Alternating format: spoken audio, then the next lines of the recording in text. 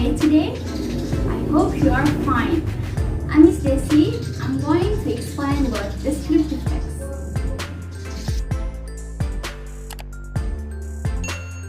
Okay, today we are going to learn about descriptive text. So, what is descriptive text? We are going to learn about the purpose atau tujuan dari descriptive text.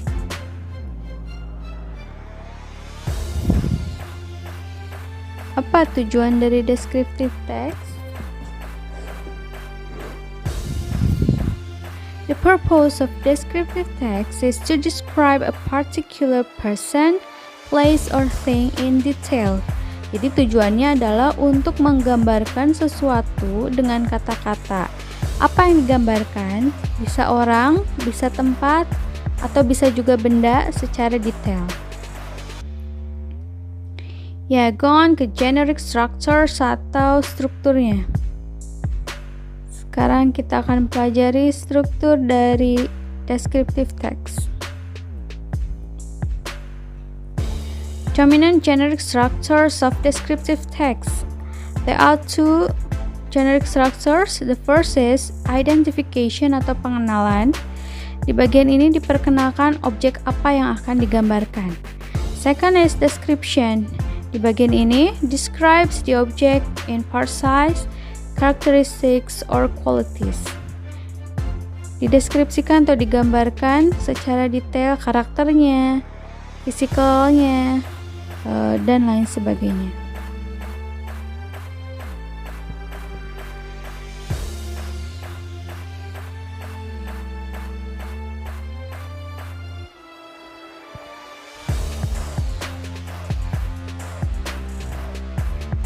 Second is language features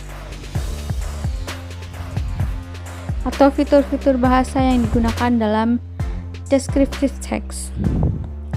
Dominant language features of descriptive text. The first is using simple present tense, menggunakan simple present tense. Using action verb, menggunakan kata kerja. Using adverb, menggunakan kata keterangan. Dan yang paling penting, using adjective atau menggunakan kata sifat. Nah, ini ada examples atau contoh dari descriptive text. Di sini, di video ini kita sertakan 3 contoh. The first is description of animal. Yang paling umum, yang biasa dipakai, ada deskripsi tentang hewan. Judulnya di sini ada My Lovely Pet. Di paragraf pertama ada identification atau perkenalan. Paragraf kedua dan paragraf ketiga ada description atau deskripsinya.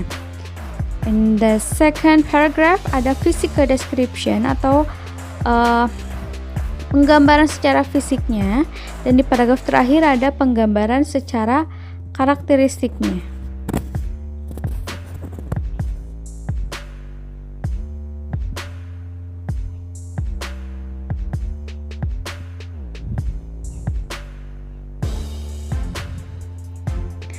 Second example, description of place atau penggambaran tempat. Di sini contohnya ada Mount Bromo atau Gunung Bromo.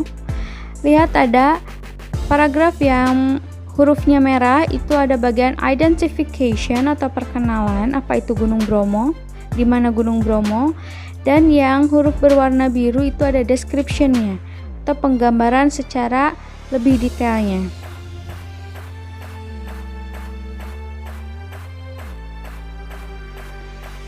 The last example ada description of person atau penggambaran orang. Who is he? I'm sure you know. Nah, di sini ada Tom Cruise. Ya. Di paragraf pertama itu ada identification, who is Tom Cruise. Paragraf kedua dan paragraf ketiga itu description-nya. The second paragraph itu physical description, dan the last paragraph ada karakteristiknya.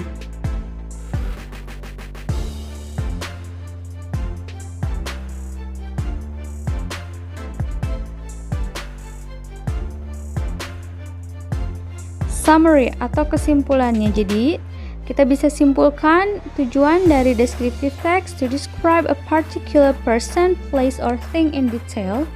Menggambarkan orang, tempat, atau benda. Generic structures-nya ada dua, identification and description, pengenalan dan deskripsi. Yang ketiga, language features yang digunakan biasanya simple present tense, adjective, action verb, and adverb. I hope you understand the explanation. See you again. Bye.